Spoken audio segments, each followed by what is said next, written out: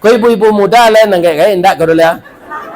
Ibu-ibu muda, ya kan? Setengah jam le suami ke pulang awak mandi le.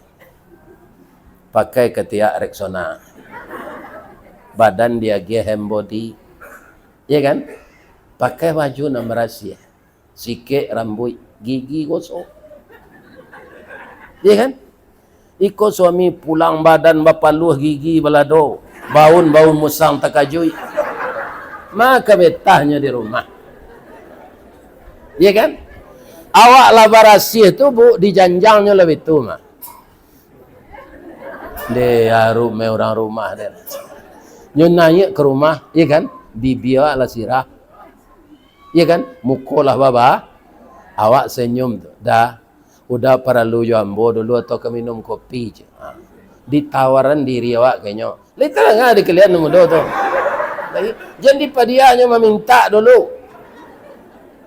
Sudah semua Aisyah lalu lah, jangan nonton TV je. Lalu awak ledah je.